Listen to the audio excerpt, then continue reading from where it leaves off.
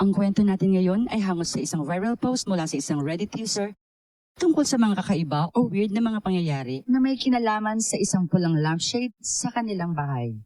But before that, kung mahilig ka sa mga kwentong misteryoso, nakakikilabot o mga pangyayaring hindi maipaliwanag, ito ang channel para sa iyo dahil yan mismo ang tema ng aming mga video, mga kwento ng kababalaghan. Kung na-enjoy mo ang aming video, pakikalabit naman yung like button para ma-recommend din ito sa iba. Mag-subscribe ka na rin at i-turn on ang notification bell para di mo ma-miss ang mga bago naming kwento. Okay, simulan na natin ang kwento para sa araw na ito.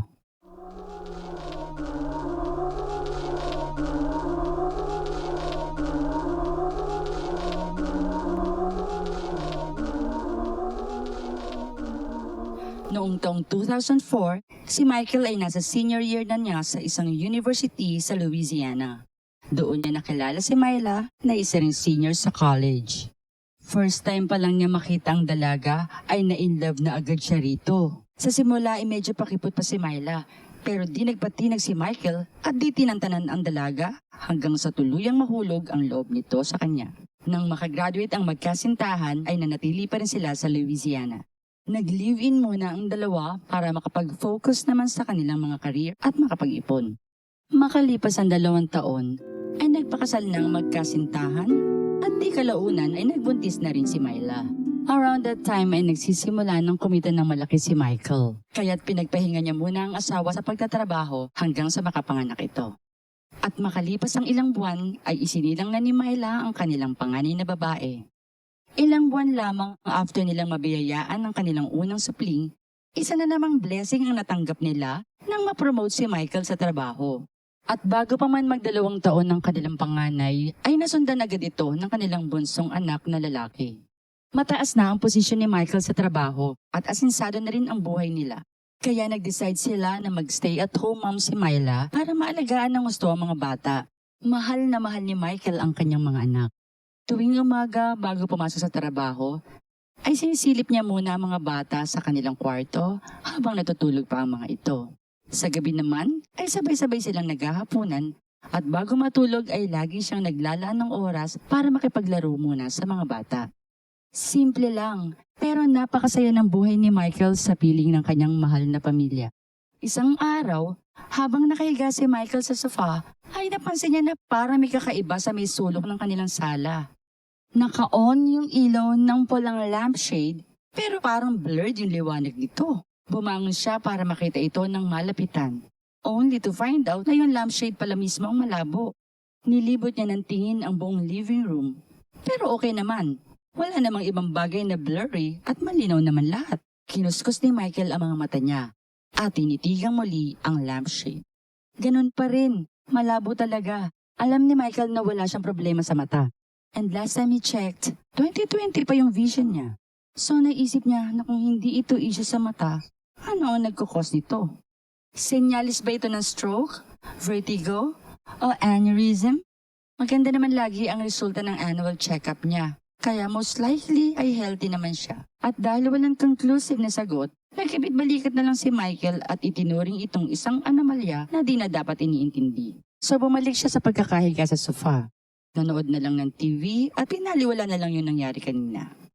Ngunit kahit busy na sa panonood ng TV, ay di pa rin niya maiwasang mapasulyap dahil parang may naaaninag siyang nangyayari dun sa may sulok. Hanggang sa di na siya makatiis, kaya pinatay ang TV at tinitigang mabuti yung ilaw.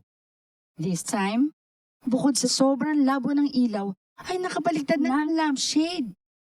Panik at pag-aalala na ang nararamdaman ni Michael dahil ang nakikita niya ngayon ay malinaw na indikasyon na may mali talaga sa kanya.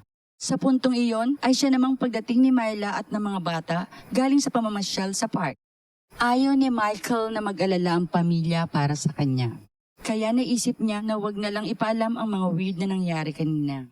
Naisip niya na kalaunan ay malalaman din niya ang punot dulo ng anomalyang ito. At doon na lamang niya siguro sasabihin sa kanila.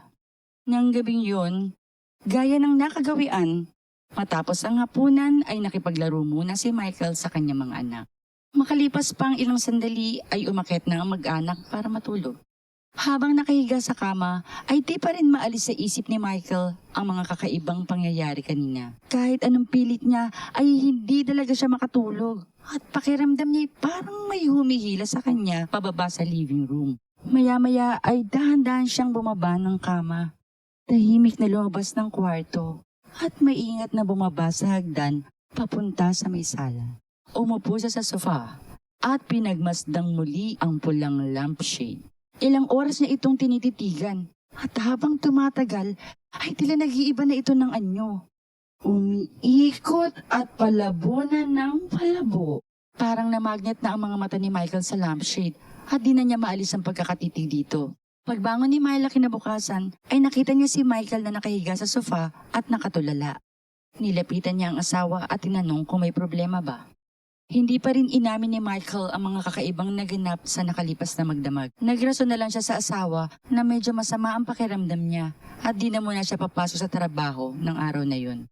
Ngunit makalipas ang 3 araw ay di pa rin nakapasok si Michael sa trabaho. Lagi lang siyang nasa sofa at halos maghapon na nakatitig sa pulang lampshade. Hindi kaila kay Myla ang kakaibang kilos ng asawa at nagsisimula na siyang mag-alala. Kahit anong usisa niya sa pinagdaraanan ng asawa, hindi pa rin inamin ni Michael ang hiwagang bumabalot sa lampshade. Masama lang daw talaga ang pakiramdam niya kaya di pa siya makapasok sa trabaho. Subalit ayon namang magpatingin sa doktor. Habang lumilipas ang mga araw, lalo pang lumala ang mga nakikita ni Michael sa lampshade. Dahil ngayon ay lumalaki at nag-iibang anyo na ito. Dumating na sa punto na hindi na sumasagot si Michael kapag kinakausap ng asawa. Tuluyan nang naging tulala at unresponsive si Michael, kaya't napilitan na si Myla na tumawag ng doktor. Nang marinig ni Michael na nagpa-schedule na ng home visit sa doktor ang asawa, bigla niya nakita ang mabilis at tuloy-tuloy na paglaki ng lampshade. Di nagtagal, ito ay naging kasinlaki na halos ng buong sala at tanging ang pulang ilaw na lamang nito ang nakikita niya. Pagkatapos noon ay napapikit siya ng gusto ng maramdaman niya na parang binibiyak ang kanyang ulo sa sobrang sakit. Bigla siyang nakarinig ng mga boses at sigaw na nanggagaling sa malayo. Pumilit niyang dumilat para makita kung saan nanggagaling ang mga sigawan. At nakita niya ang sarili na nakahiga sa isang sidewalk malapit sa entrance ng kanyang university sa Louisiana. Nakapalibot sa kanya ang isang grupo ng mga tao na tila gimbal na nakatitig sa kanya. Disoriented si Michael at di niya maintindihan kung ano ang nangyayari. Kaya't nagsimula siyang lumingon sa paligid at pilit na hinahanap si Myla at mga anak niya. Gusto niyang malaman kung paano siya napunta ron. Ngunit bago pa man siya makasigaw para tawagin si Myla o makahingi ng tulong, isang pulis ang tumatakbo papunta sa kanya. Maingat siyang binuhat ng pulis, isinakay sa likuran ng patrol car at agad silang humarurot papalayo. Habang nakasakay si Michael sa likod ng mobil, tinanong niya ang pulis, "Sir, pwede po bang malaman kung saan niyo ako dadalhin?" Di halos makapaniwala si Michael sa naging tugon ng pulis. "Na-aksidente ka, iho, kaya dadalhin kita sa ospital." Di umano, pagkalabas ni Michael ng campus ay nasagi pala siya ng isang kotseng mabilis na paparating. Dahil sa impact ay tumilapon siya at sa pagbaksak niya ay humampas ang ulo niya sa semento kaya nawalan siya ng malay. Tinanong ni Michael kung nasaan ang kanyang asawa at mga anak at kung alam na ba nilang nangyari. Takang-taka at medyo nawindang ang pulis sa tinanong ni Michael. "Ha? Asawa at mga anak? Di ba't freshman ka pa lang dun sa university kung saan ka na-aksidente kanina? Mga classmate mo pa nga yung humingi ng saklolo sa akin eh." At dito na natauhan si Michael. Ang pulang lampshade ay hindi pala totoo. Gayon din ang kanyang asawa, anak na babae, anak na lalaki, at ang buhay niya sa nakaraang 10 taon. Lahat ng ito ay hallucination lamang. Isang kakatuwang gani-guni na naganap habang siya'y walang malay sa aksidente. Dinala si Michael sa ospital at makalipas ang 2 linggo ay nakarecover na rin siya. Subalit paglabas niya ng ospital ay nagkaroon siya ng malubhang depression at kinailangan niyang sumailalim sa matinding therapy para ipagluksa ang pagkawala ng kanyang mga mahal sa buhay, ng pamilyang nilikha lamang ng kanyang isipan.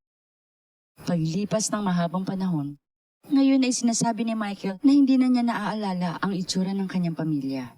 Ngunit may mga pagkakataon, aniya, na nakikita niya sa panaginip ang kanyang anak na lalaki na ngayon ay 5 taong gulang na.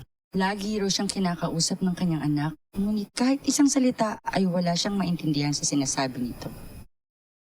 Thanks for watching at kita-kits ulit tayo sa susunod na video.